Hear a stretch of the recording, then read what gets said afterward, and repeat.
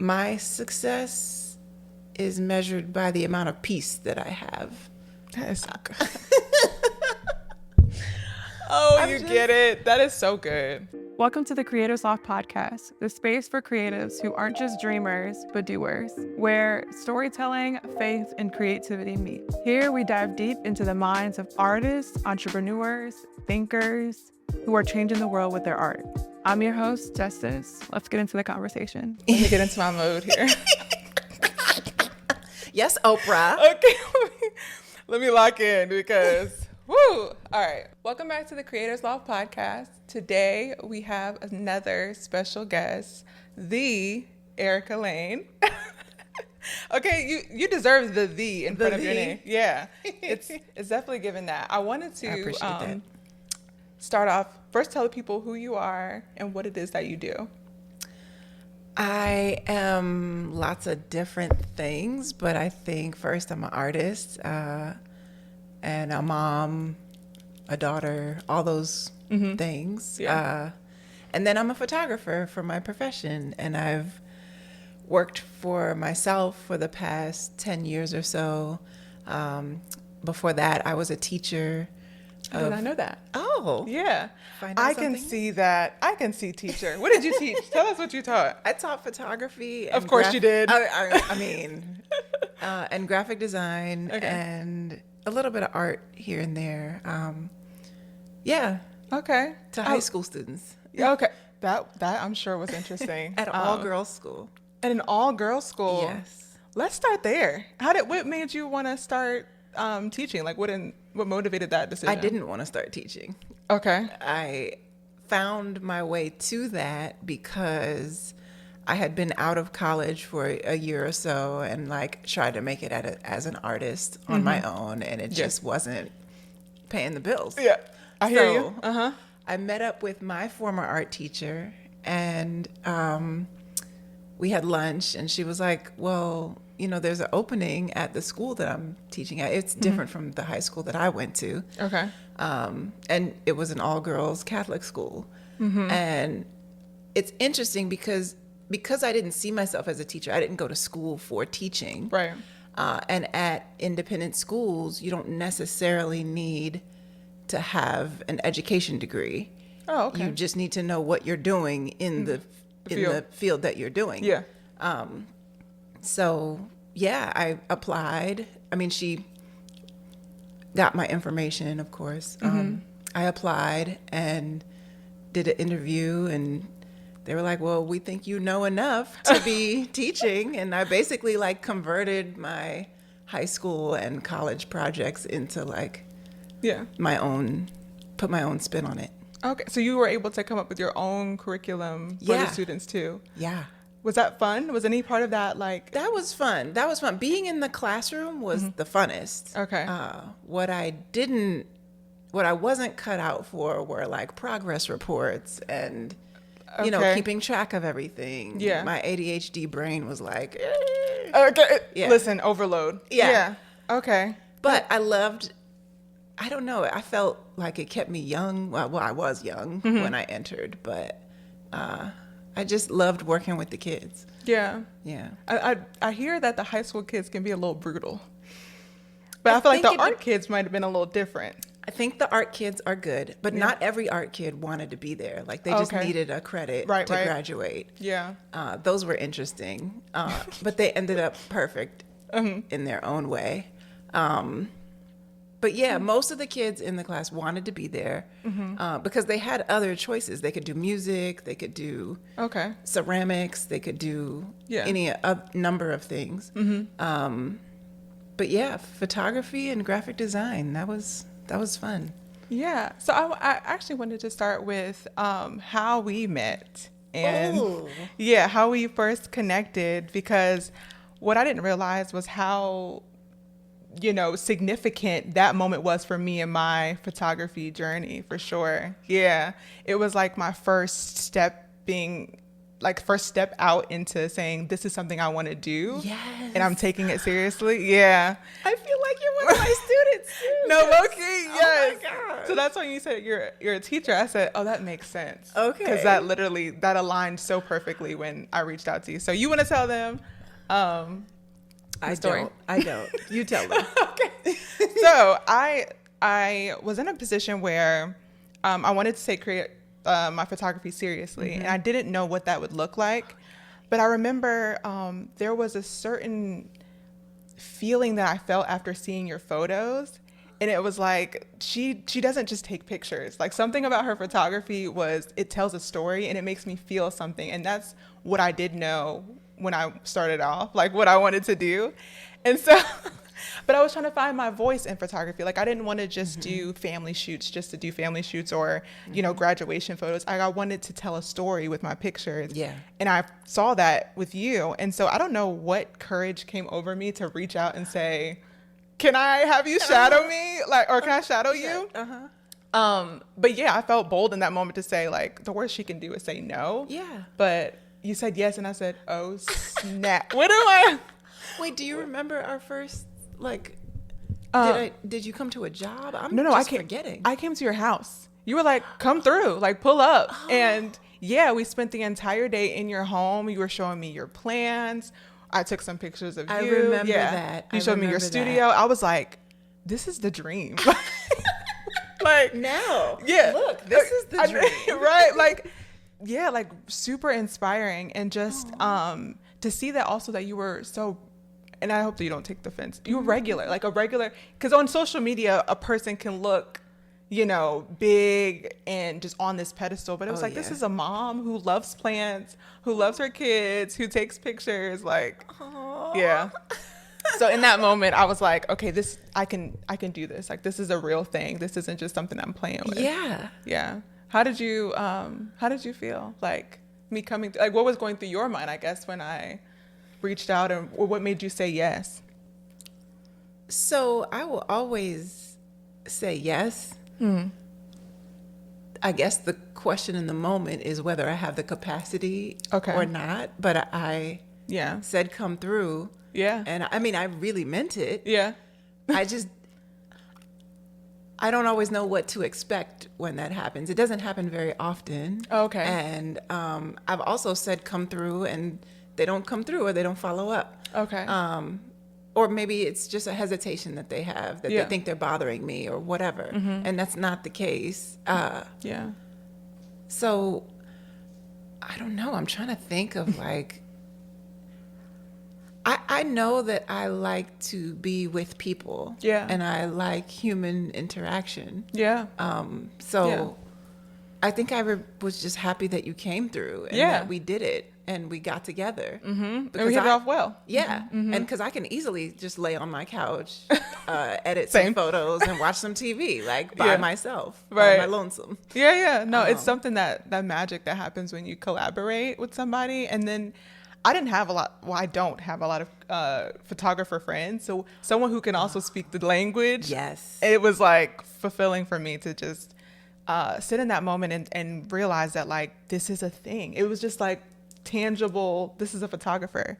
But let's talk about your unique voice and tone, and because your pictures are raw. Okay. Aww. They are raw. They are real. They are like, I'm gassing you, but like, you're saying everything I want to portray, but I don't always think that it's getting across fully. Yes, but it absolutely is. I feel it. So I hope other people feel it. Yeah. How did you develop that? Where did that start?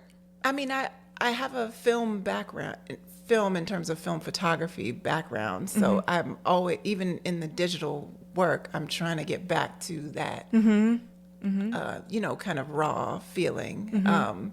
Even like a lot of people complain about the digital cameras using high ISOs, but I venture into those high ISOs because it creates that kind of texture and grain. I think that everything happens when it's supposed to happen in the way that I shoot. Yeah. So you can do all the planning in the world for a shoot, and then as we've experienced together, a beautiful light comes through this window that you couldn't even plan for. So, you know, you move this wall over here, or you move this background, or I was shooting an event not too long ago. It was of a bridal henna session, and the owner of the store, you know, had a vision of what she wanted to capture during this session, but the bride's grandmother shows up, and she is the most beautiful creature. And like her face is just telling all these stories, and her hands are just so beautiful. So like I end up kind of concentrating on grandma. Yeah. Like, and I didn't know she was going to come. I had never met her. Yeah. So like I for larger events or whatever, I feel like also standing wherever I'm standing is where I'm supposed to be. Okay. It's not, I mean, of course, there's different things that you have to capture that go on, like if somebody's on stage. But, Right.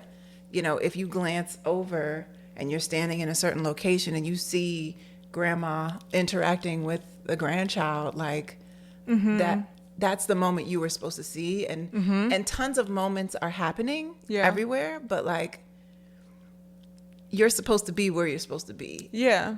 And capture that moment. And you definitely create space for that too, because you can become so rigid with a plan. And I guess in the beginning, it's more of a discipline. Like, okay, let me go in with a plan, not unorganized, all over the place. Let me seem professional. Yeah.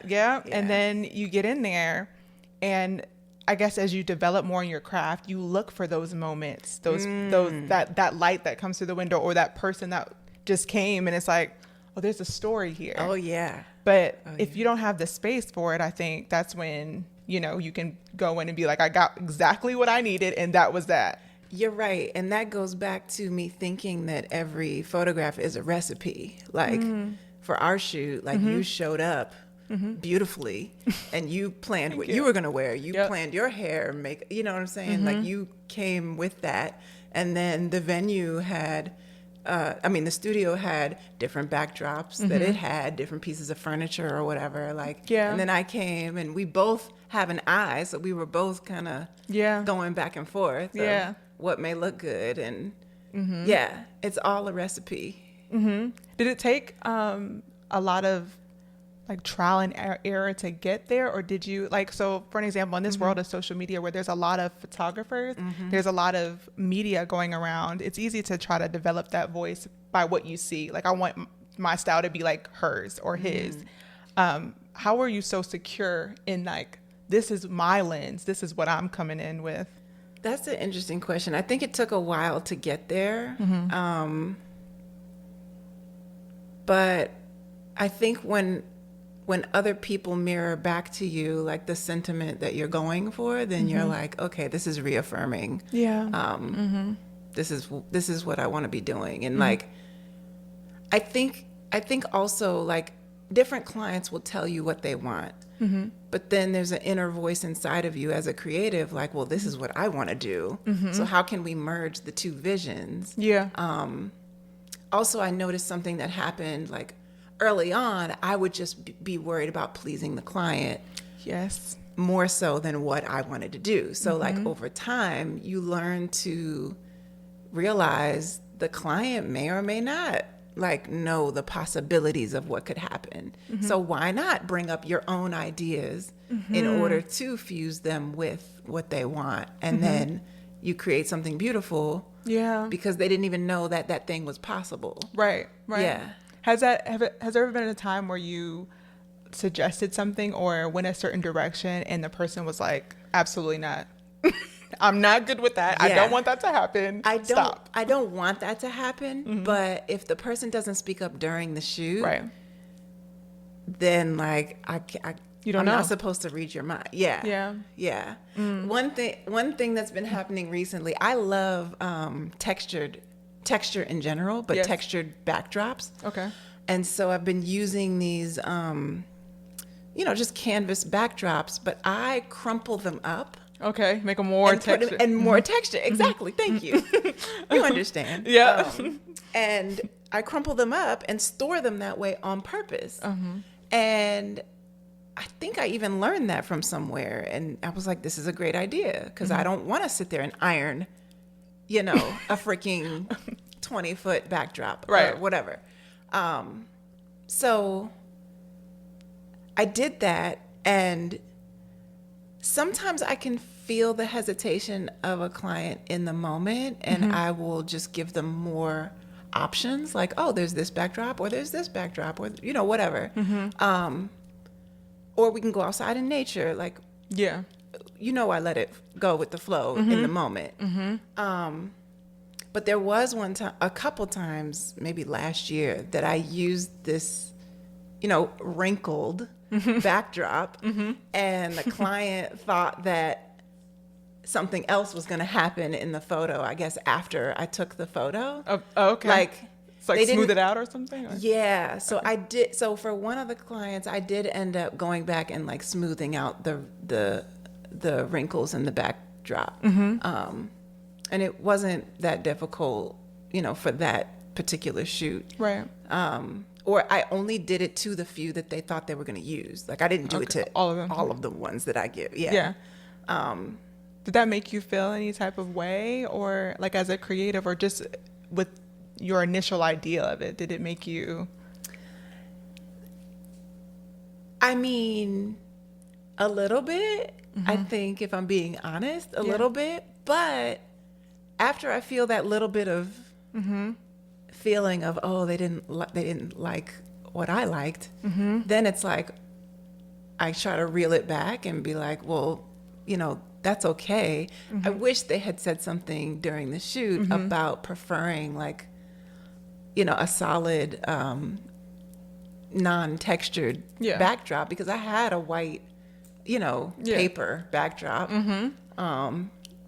available, and it would have been, you know, just less work. But no, I get it. It's like I do try to take a step back and be like, okay, we each like different things, and one version is not better than the other. It's just a preference. Right. Yeah. I've struggled with that too, because early on, I got discouraged by it. Like, I'm not gifted, I'm not this, I'm not that, because I saw it as a shot to my creative idea, my creativity, versus this is this person's preference. And when it comes to photography specifically, you know, that's like a service-based thing. Yeah. And so viewing it that way, that I am in service to trying to serve whatever the story this client is trying to tell, or whatever this person wants, helps separate me from the work in a way where it's like, I'm not trying to please myself. I'm not just trying to do what I want. Like, I am in service to the story. And so, but that has been a journey. Yo. Because, like, how do you remain confident through that too? Like, well, then comes the next client who's like, you can do whatever you want to do. I trust you. It'll come out beautiful no matter what you do. Yep. And it's like, are you sure? You haven't heard the idea first. Yeah. That doubt from the last shoot came into play, and you're like, oh, well, maybe they want me to iron this backdrop now. I don't know. Yeah. So how do you deal with, like, doubt? How do you, in your space and in your world?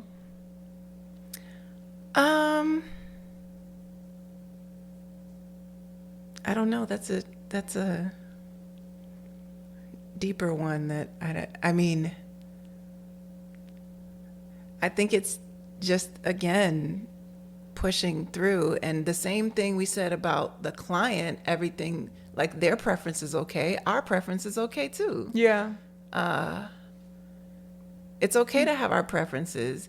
And if there is something that I want to do in particular that I don't even think a client, like, I can't get a client on board for, then just do it off to the side. Like, just do it off to the side, or not off to the side. Just, like, have a day where you're just creating something that you want to do, and it's not for sale, and it's not, you know what I'm saying? Like, yeah, how important is it to do that? Like, creating for yourself? I think it's very important, but I should be doing it more than I do. Like, I don't do it enough. Because I feel obligated to those that have paid me already. You know what I'm saying? And then, yeah, so I don't do it as much as I should. Yeah, I'm with you. I am with you. Creating that margin to create for yourself, and not just the client-based work. Yeah. But I think that helps also fuel your creativity because you're getting them ideas off, you know, and you're not waiting for the next opportunity to do something for someone else. So what was the moment where you decided like this is going to be a business? Because for me, photography usually, or for most, it starts off as a hobby. They don't see this as I can be a creative entrepreneur. Yeah. What was that moment? So I was teaching at the time, and I started to get the feeling inside that I wanted to be doing the thing, not teaching the thing while I was young. The other thing that happened was I felt spread too thin. Like, actually, no, that's not the next step. The next step was there was less student sign up. They opened up more variety of art courses and performing arts, and the students spread across even more choices. So the sign up became less for the photography and I think the graphic design. And they came to me and they said, well, you only have 4 classes instead of 5. 5 is a full load. Okay. You only have 4 classes this year, Erika. Like, do you want us to create another type of job for you to fill in that 5th course to get a full-time pay? And I said, no, thank you. Because I also knew that at the time, if you don't have a like clear job description, that they will use you for all the things, and then you'll be doing more than, you know, that one what would equal that one course. Okay. So I didn't want to get caught up in all of that, and I was itching to do Your thing. what I wanted to do anyway. Right. So It was calling you. yes. So over the course of the last 3 years that I taught, it went more part-time. And as that was happening, I had more time to work on just my website and, you know, making what I wanted to do a business, and shooting on the side as I don't know if it was a hobby. I mean, I was getting paid for those shoots. So just honing the skills and shooting for jobs alongside the teaching. Okay. And then that 3rd year, so imagine teachers don't get paid that much Already. to begin with. Right. So I'm on a three class, I'm teaching 3 classes, which is really low pay. Okay. But then by that 3rd year, I was able to build up my photography clientele, so that I was making just as much with the photography, but I wasn't spending really that photography money. I was pretending like I was living off just the teaching money. Oh, that's smart. Because I would put the photography money back into like a lens Gear. or a gear. Yeah. That's smart. So I knew that I could survive off, you know, let's just say $30,000 dollars a year. I was married at the time, which also helps. Yeah. It's hard being a single creative out here in these streets. We can talk about that. Ma'am. That might be a separate podcast. Okay. I don't know. Yeah. But yes, just going back to slowly becoming part-time teacher, building my business on the side. So I felt like it was a logical step for me to be like, okay, I got to do this now or never, because the proof is here. Okay. The proof is here. I can make the money. I think this is the point where I felt spread too thin as a parent, as a teacher, and as a photographer. Like, I felt like I wasn't doing either of those 3, or being a wife at the time. I felt like I wasn't doing either of those things well. Okay. And I was like, something's got to give, and it's gonna be this teaching. School. Yeah. It's gonna be teaching. Did you feel like that was a hard choice? Because you did say that you enjoyed, working with the kids, or was just like, this was a necessary progression in what you were like moving into? I felt like it was a necessary progression. The only harder part for me not staying at that particular school was by the time that I left, I was the only Black teacher in the upper school. Okay. There were Black faces around, but they were in the kitchen. They were in the diversity department. Yeah. So in the classroom, I was the only Black teacher left, and I felt like needed there. Yes. Like, I can do the good work from the inside, but I had to let it go. Yeah. Yeah. I think, like you said, it was time. When you feel like your capacity and all of the different hats that you wear gets filled up. Because a lot of people like talk about balancing it all, but there is definitely a certain point where it's like you're not even prioritizing anything and nothing is really getting done for real. Like, you're doing the most, and you're just doing. Okay. And then God forbid, like you're not even. So where's the self-care at? Like, where is the taking care of you at in all of that? You know. Now that I'm doing just one thing and I can like test working out or like eating right, I'm like, how is anyone ever going to do this? Doing more than a full-time job or whatever. Like, taking care of yourself is essential, and I'm able to do that. Yeah. How are you taking care of yourself, like as a creative? Because we tend to like wear it as a badge of honor to be burnt out sometimes too. Like, I'm booked and busy. Okay, I got all these things. I don't do that. Yeah, I know a lot of people do that, but my personality type just gets overwhelmed quickly. So I've never been comfortable in like too packed up a schedule. Like, I just can't do it. I'm maxed out at like 1 or 2 things a day. Like, don't ask me to do, Yep. And 2 out of 3 of those things is definitely with the kids. That's what I'm saying. That's what I'm saying. A football game and a shoot. Like, then I need a nap. Yep. Yeah. But you take time. You take time for you. Well, I think, And sometimes, so in the reverse of that, sometimes I bash myself for not being able to do 6 and 7 things in a day. Sometimes I think that I'm just not doing enough. But fortunately, I'm not a big spender. I'm able to do the things that I want to do, but I think because I'm not a big spender, like, I don't feel the pressure so much of what I could if I were a big spender. I don't know. Yeah. Okay. Do you have other ways that you like to invest your resources, as far as, like, you say you're not a big spender? Is there something that you do really like enjoy? Well, I mean, if my friends are going on vacation, I'll go with them. Like, I go on vacations. I get what I want at the grocery store. That's like a luxury for me. You know what I'm saying? Like, yeah. I mean, I shop at Aldi's, but like, I get what I want. Yeah. I don't know.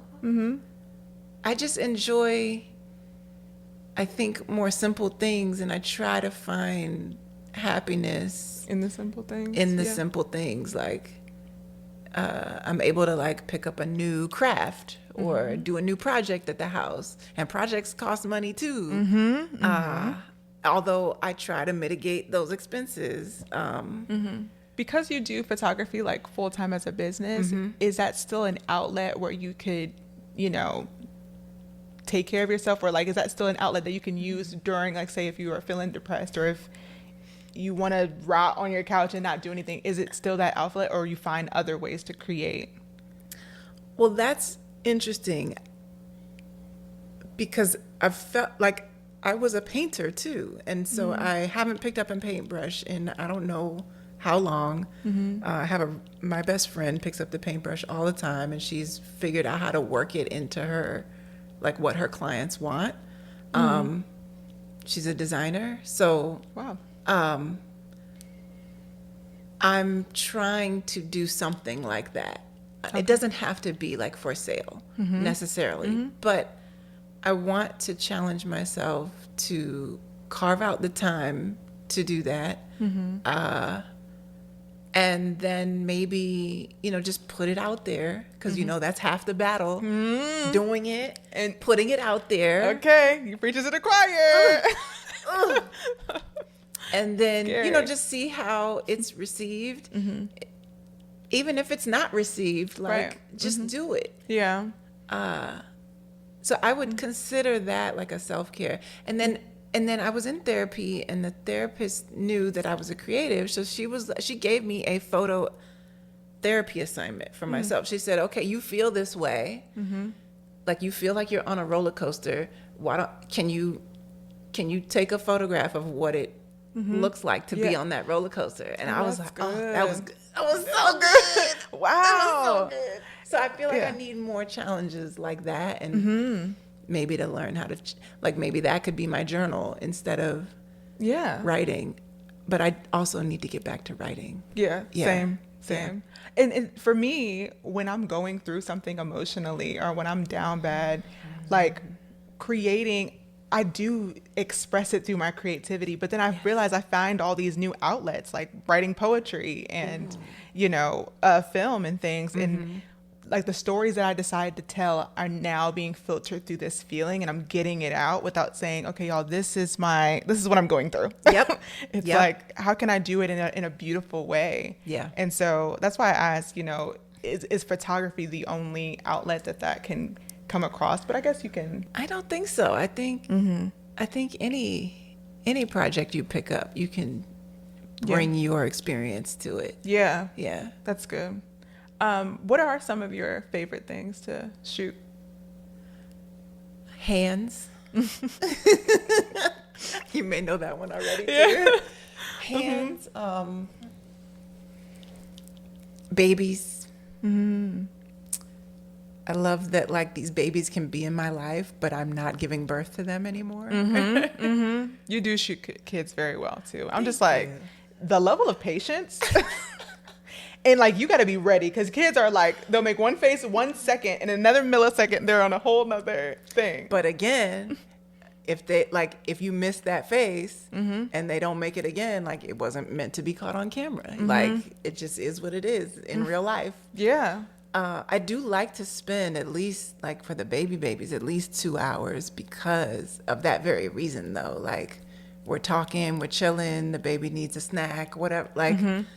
I want to get all the faces, not just, the smiley ones or right. Yeah. Yeah. It seems too that you don't have this perfectionism thing working in the background, because even just how you were if I wasn't supposed to get it, I wasn't supposed to get it. In my mind, I'm no, we're going to get the shot. Okay. Do it again. Set it up. We're going to get the shot. Okay. Because I want to get it. It was so great. But you're just no, it's so fluid in how you're I wasn't supposed to get it. And I'm how? Where did that even?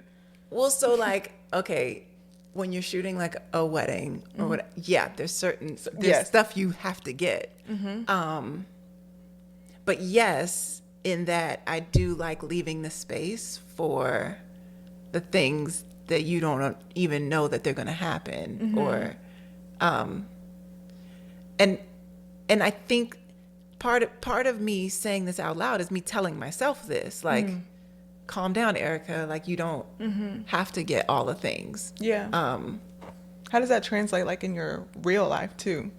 If you're enjoying this episode so far, consider subscribing to the channel and leaving us a review so more creatives like you find the show. Thanks for your support. Let's get back to the episode. I had been a little bit self-conscious because I don't make a whole lot of money because I don't stay booked. I don't overbook myself.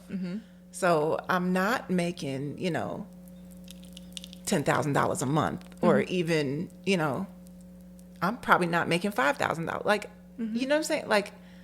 And a lot of my friends are high achievers and high doers. So I was just in my thoughts not too long ago thinking that I was supposed to be making more. And I think there's a healthy dose of that. And then there's it can cross a line into unhealthy thoughts. Yes. Quickly. Yeah. So Yeah, I think that answers your like just How did you talk yourself out of that, like to a place where you're like, no, I'm secure in the fact of knowing? yes, that's the rest of the answer that I Okay. was supposed to give you.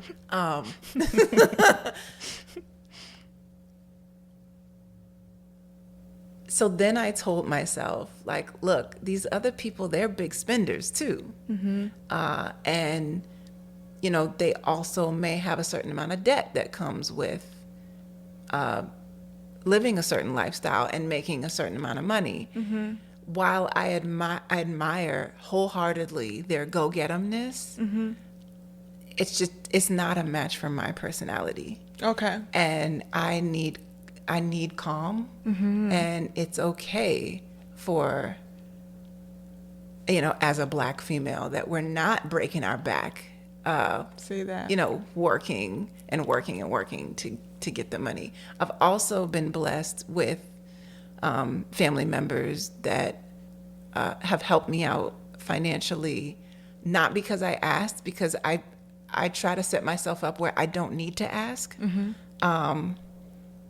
But for example, my grandmother, through the divorce, she just really helped me out financially, as her gift to me. Like, A blessing. she's like, you know, why not enjoy whatever inheritance is going to be coming your way years down the line? Why not use it now when you kind of need it, Right. Erika? Like, and so That's great. it's just, yeah, that, but there is still an inner struggle, like, I'm not doing enough. I'm not doing enough. Yeah, you spoke to it, like, and it is that inner Black woman in there that's saying you need to be doing X, Y, and Z, and A, B, and C. Yeah. And it's like, I was telling this to my friend that a lot of people that I follow, they're not parents. And so when I'm comparing myself to these You people, need to step back. yeah, it's like I'm not even on the same lane as them. Yeah, I don't no. have the same urgency. My motivation is different, you know? And so I struggle with that a lot as far as like not feeling like I'm doing enough in all of the areas. And so, and then my creativity takes a hit every time, because I'm like, I want to be a filmmaker, but I also want to start my podcast, and I want to write a book, and I want to do it now. Yes. I want to do all of it, and I Yes. want to do it right now. But what I believe and what I have to remind myself is you are exactly where you're supposed to be in this moment. Yes. That's it. And your timeline is no one else's timeline. Yeah. They may have, you don't see the behind the scenes of what they got going on, but right No. now, No. this is where you're supposed to be, and master where you're at, you know, and like Yes. take your time. Like, there's no rush. And I see a lot of people rushing to the next thing. And I'm like, what are we rushing to? That also triggers in my brain, like, enjoy the process of making it happen, because Yes. in a lot of these things, there's no arrival. So you might as well, Yeah. like, relish and enjoy the process of Yeah. doing it. Talk about like taking messy action and like putting yourself out there. What is your yeah. I'm laughing because I've been MIA for long periods of time on Instagram. Listen. So I don't know. I don't feel equipped to answer this fully, but I'm still trying. Like, Yeah. I'll still shoot the things, and I'm working. So it's not that I don't have content. It's just a matter of sitting down. And one thing that's been on my mind too is, and this has been an internal struggle for me, Okay. is saying, Erika, it's okay to need other people to help you do the thing. I've just told myself throughout the years, like, Erika, you need to do this by yourself. Like, no one else is going to do it for you. Da, da, da, da, da, da. But I really just need the presence of someone sitting maybe on the couch with me to figure this thing out. Yeah. Or to help me do this thing. So one thing that was revolutionary for me and the business was to get an assistant who's also a friend who just handles all the emails. And it's not a lot of emails, but it's worth it for my sanity to just be focused on the creative part and not the emails and the contracts and the this and the that. Like, I don't want to. And I can't, not that I can't. I don't want to say that I can't, but it just sucked the life out of me. Yeah. So why not pay someone else to do it? What I'm also hearing you saying is like, know your strengths too, because if you are telling yourself over and over again that you have to do everything, and you get to a position where you have the resources to outsource something, you're not going to, because you're still trying to hold on to the credit of doing all the things. It's knowing what you're good at and what you enjoy doing. Exactly. I personally enjoy the creating part. I don't want to run a business. No, I didn't sign up for this. Like, let me just do my thing. Yeah, like the back end logistics and processes and things. And I will try to learn it and like try to implement it, because in the beginning, it is just you, but it is not my strong suit and it's not something I desire to do. So for somebody that's listening and watching and thinking like, I have to have everything, what would you tell them as far as like just being able to starting with what they have? Because you didn't start with an assistant, so that is part of it. It's just starting with what you have. Not feeling like you have to say yes to everything. I still struggle with that. For example, back in the day, people wanted more albums, and maybe albums are coming back. I don't know. But there was a point that I was doing the albums and I was feeling stressed. Like that was a whole nother arrangement or job that I had to do after the event, put the album together. Okay. And I felt that was stressing me out. And so I just said, I don't do this anymore. I don't offer albums. But here are some really good consumer albums that you yourself can put together. But it took me a few years to realize this is uncomfortable. I need to change something. It's okay if you don't offer this. You're not less professional because you don't offer albums. Okay. All of the intrusive thoughts. It just is the way it is. Yeah. That's good. Because listen, the thoughts can get loud the more you feed into them, and that self-doubt that's telling you what it's telling you to do, to basically people please. Yes. Everybody that I've had on the couch has mentioned in some way people pleasing, and I'm realizing I am that too. Yeah, I'm guilty. It is aligning in the creative DNA that like having to actively work through people pleasing. Yeah. And so how do you actively work through your people pleasing? Maybe I'm not actively doing it, but this lighter schedule of mine is like I don't really advertise. I noticed that. And so whatever comes to me in terms of work. I'm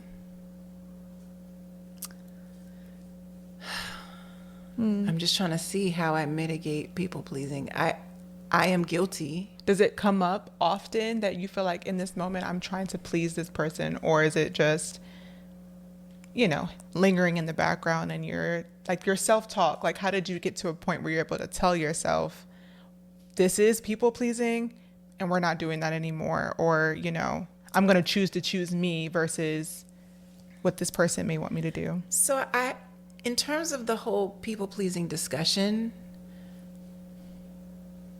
my mother, I believe, is a people pleaser too, although she doesn't have any hard feelings about it. Like, she's like, I like to be in service of others. So what's wrong with that?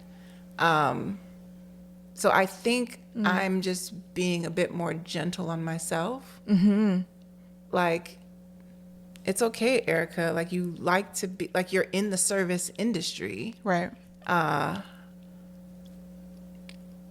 You can people please, but just balance it out with not crossing your own boundaries. Like, and I'm sure boundaries comes up too when people pleasing comes up. Right. Because,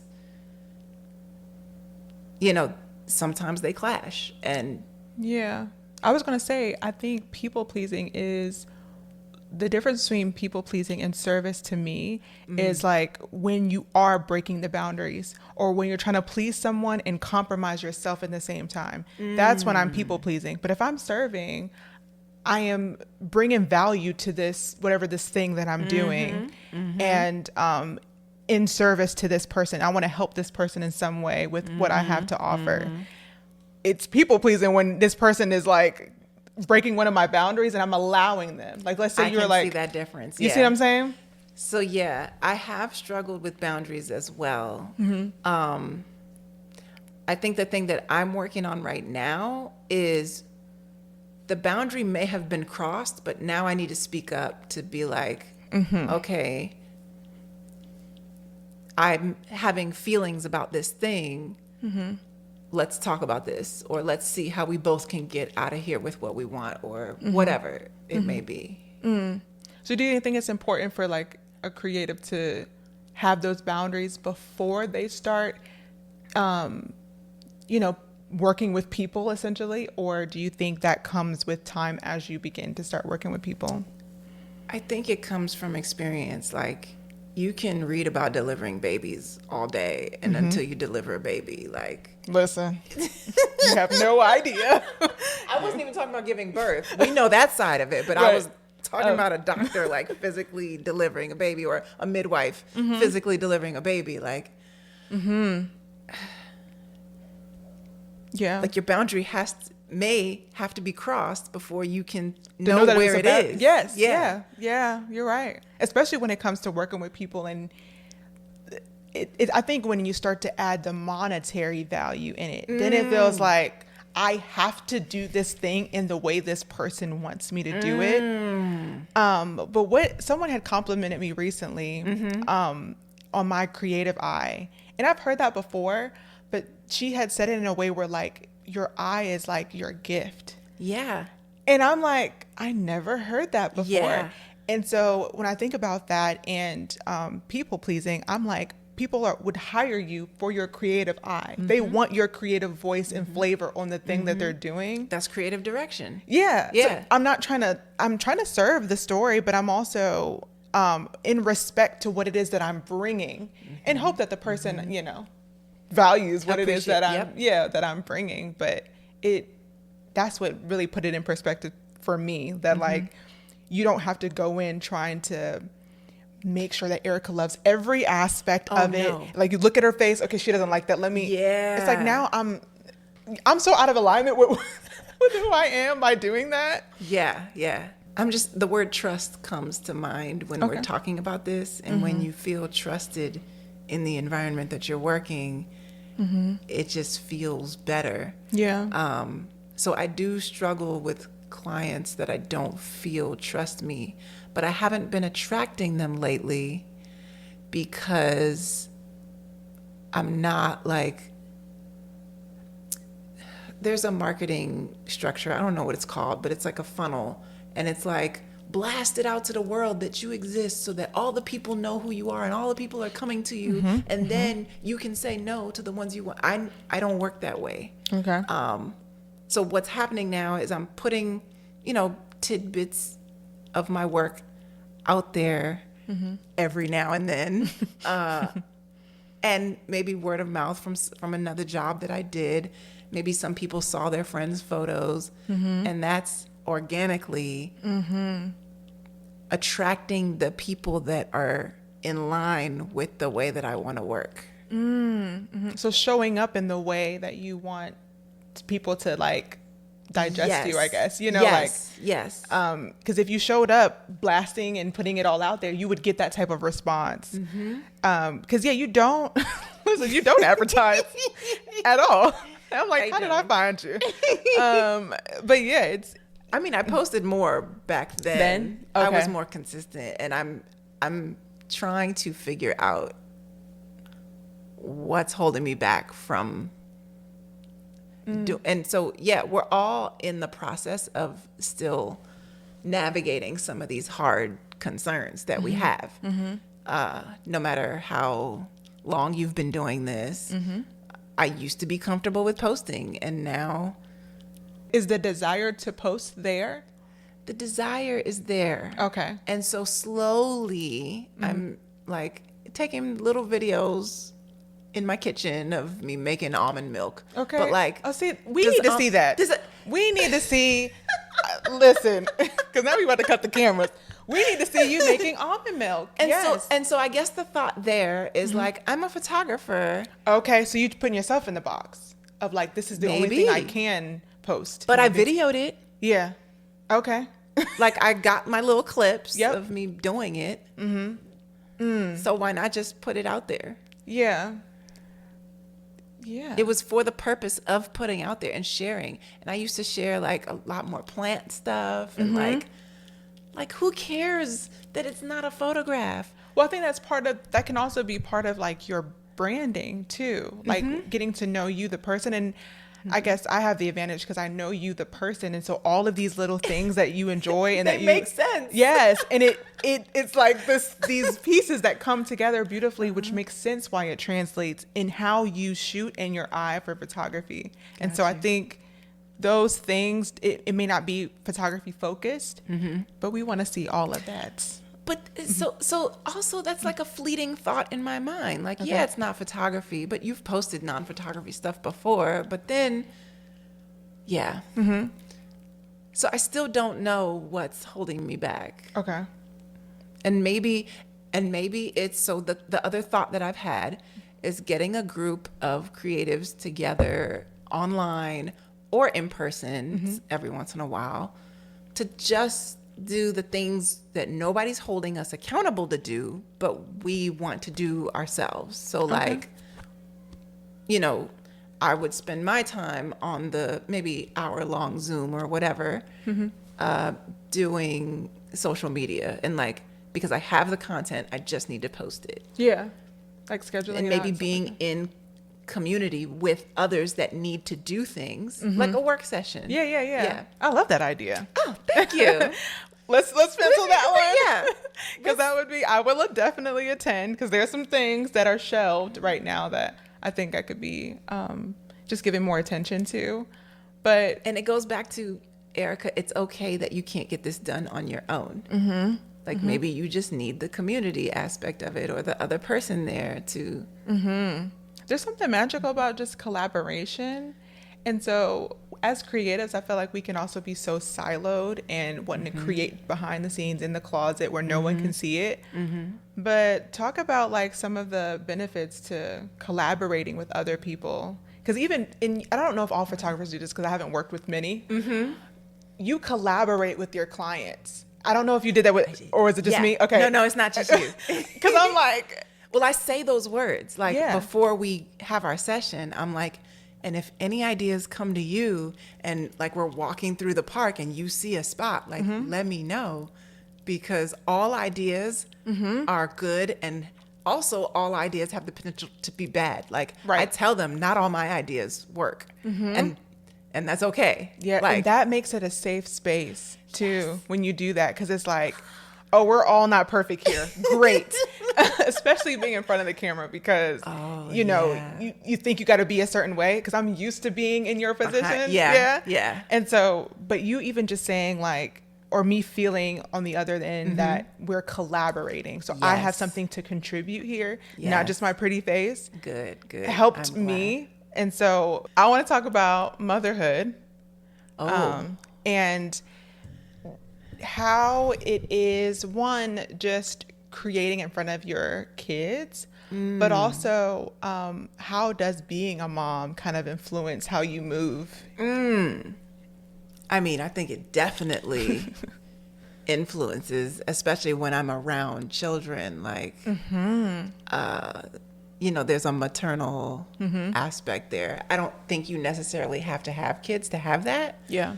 But I think I also, when editing and like choosing the photos from the selection of looking at children, like I'm looking at it as though I'm the mom and I'm I want all of the faces. That's why I want to give all of the faces. In terms, there was one other thing you mentioned in terms of like creating in front of your kids. Oh yeah, creating in front of them, like them seeing you do your thing. Yeah. Like that is almost like what keeps me going, to show them that this can be done. Like you can choose something that's, you know, non-traditional. There you go. And it can work. Yes, you might have to adjust some other things in your life, or, you know, the way you spend or whatever, or not. You can hustle. Like, period. Yeah. You can hustle, but you don't have to hustle. Like, yeah. I don't know. Has doing this work, like photography, taught you anything about parenthood or about motherhood? I think I'll start with me. Yeah. Like it goes back to what you were saying as far as exposing to my son that you don't have to go down this particular path of being this particular person. You don't have to work behind a desk. You can use your hands and create things. You can use your mind and create things. Your imagination can be monetized. And because that was never a thing for me. Yes. And you're worth it. Like, yes. So like just earlier today, what happened? I wish I could remember. JJ was like, my 14-year-old was like, oh, they're only going to give him $3,000 for that? Like, that's a $10,000 job. And I was like, okay, JJ, like, at least you know your worth. Like, yes. Oh, that's good. Yeah. I wonder where that came from. I'm gonna need at least $10,000 for that, I think he said. Yeah. I know I need some of that juice. Say you spend years writing a book. Ooh. And that book was only for you. Yes. You know what I'm saying? For Yes. you to get it off, get it out of you, to basically journal, right? Yep. How do you then say, this is not for monetary value? This is not something you need to necessarily share, but just connect to the thing that you're doing just because it was for you, because you needed it in that season. Because I've written things and I'm like, oh no, this is for me. This is what I needed to get out at that moment. Well, that's the thing. Like I think when you start anything, you can go into it with no expectations of money. If money happens, great. But also I realize I'm comfortable right now, and not everybody is comfortable, and not everybody has the luxury of saying, I'm going to spend time on this thing that won't make me any, that can go into it making no money. Right. But I feel like the money part of it, that can cloud it, or that can change it, or that can, Yes. you know what I'm The saying? heart Like, behind the, yeah. Yeah. And it's the heart that will probably be the selling point in the future, the genuineness of it. Yeah. Yeah. I don't think a lot of people have the mindset that you're speaking about. Like, there is the culture and the way that a lot of the world is right now is very money driven. Is this thing going to be profitable?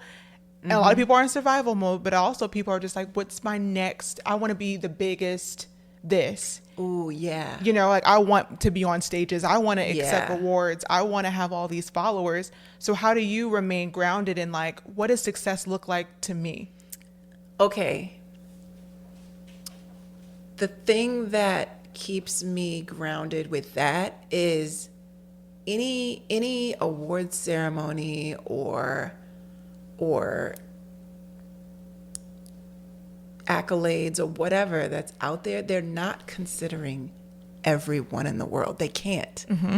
So if I'm not even putting myself out there, even if I am putting myself out there, it's by part chance that I would even be considered for something like that, unless I'm physically applying for the things and knowing that whatever judges are seeing my thing. I have personally never cared to apply for the things. I know that they can be beneficial, and like in film, for example, like a friend of mine is a filmmaker, director, and yes, he applies for the things. He's part of the Guild of American Film whatevers. And that has served him very well. And people know about him, and he gets the big job. I guess there's another way to go about it, but it is leaving everything up for kind of chance, like who sees you, I think it was Pharrell or Tyler the Creator, one of those two people were talking on Instagram just put it out there, because you just never know what set of eyeballs who could make something happen for you. Yeah. It could happen. That's good. But then not being consumed by it happening. Being detached from the results. Yes. Of what comes with, or what can be the fruit of you putting yourself out there. Because I have this motto too, that like, greatness can't be hidden for too long. Like if you're great at a thing and you're gifted and like you were called to that thing, you can't be hidden for too long. If you're putting yourself out there, someone is going to see that. Yes. Someone is going to share that, and you just never know what will happen. But I think if you go into it with this motivation of like, I need to be acknowledged, or I need to get the award, and that can be a goal of yours, right? It can be a goal. Like, but I don't think that should be the leading factor. Right. Like I'm going out to do this thing. And so what would you say success is for you? What does that look like for you? So I partly feel like my success is measured by the amount of peace that I have. That is so good. Get it. That is so good. But again, it's also the thing that like, ooh, is there too much peace? Like, am I chillaxing too much? But no, because I'm allowed to relax and do work and do You're allowed to choose what you decide to do, like your lifestyle. Yes. I almost feel like, and this is a joke, but I almost feel like I'm living in retirement and I'm just doing the things that I want to do, but I happen to be paid for the things that I like to do. I think that is my life goal, is to be paid to do the things that I just enjoy doing. And it doesn't feel like a hustle and bustle and let me get the next gig. It's just this level of peace that is detached from what it's supposed to look like, for whatever I'm supposed to get is what I'm supposed to get and receive. Yes.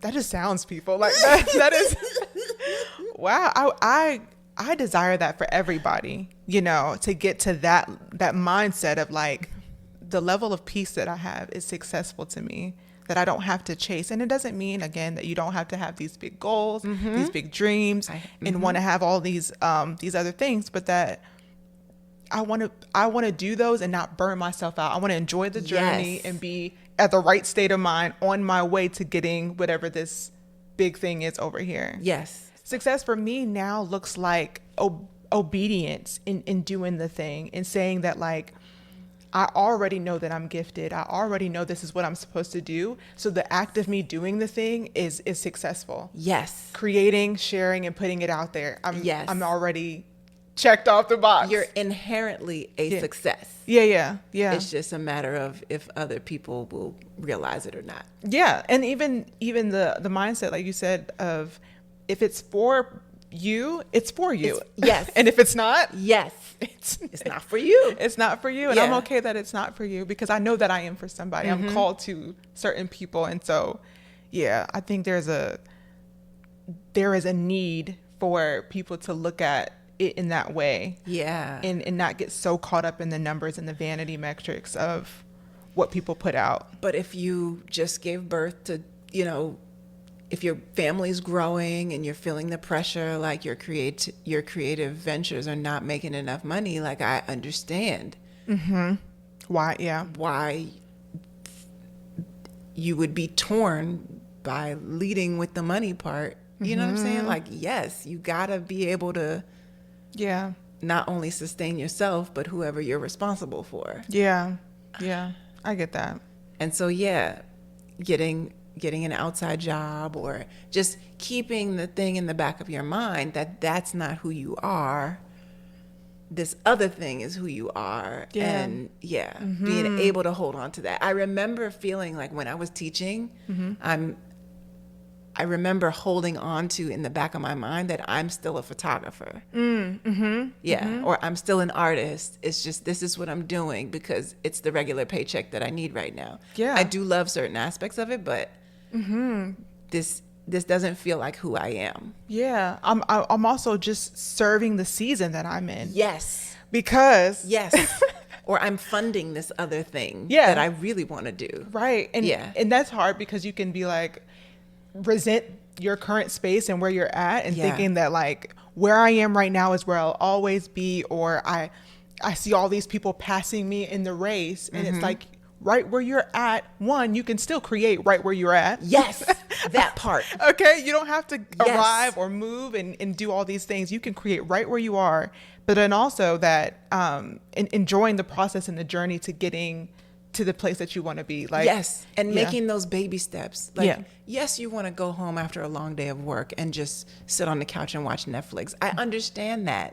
But like, okay, on Saturday and Sunday or whatever your schedule is, like just allot one day for doing, dedicate something towards moving towards your other goal of who you really are. That's good. Starting small. And and just taking the small necessary, because we want to do big steps. We want it to be hence the work sessions that I want to do, because maybe some people have this other job that they're trying to get out of, but they can't dedicate the time on their own. It's like because no one's when you're accountable, like accountability you said. Yeah. As we wrap up, tell the folks, I want you to think about yourself when you were transitioning from being a teacher to stepping fully into your gift of photography, and whatever fears or challenges you may have had at the time, give that version of yourself advice. Like, what would you tell her before she steps into this full-fledged business owner, doing the things she loves doing? I don't know if you had kids at the time, but I did. Okay. Yeah.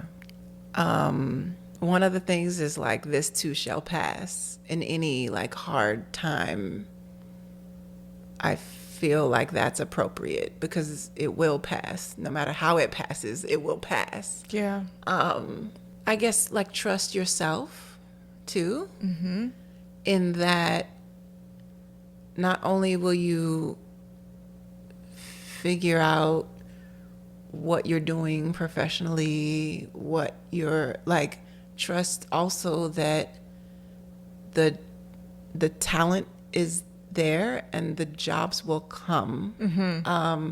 Show up consistently for yourself, and then you can let go a little bit and let God. Tell the folks where they can find you online and connect with you and all the things. I don't even know if people give websites anymore, but it's Erika Layne, ErikaLayne.com. And then on Instagram, it's Erika Layne, same spelling, photo. And so, those are your two main platforms. You can enjoy the when's the last time you posted? Tri-yearly posts. And on that note, thank you guys for watching. Thank you so much for having me. Yeah. Listen, long episode as usual, per usual for you. Thanks for tuning into the Creators Loft Podcast. If you enjoyed today's conversation, consider subscribing to the channel or leaving us a review. Your support helps me reach more creatives like you.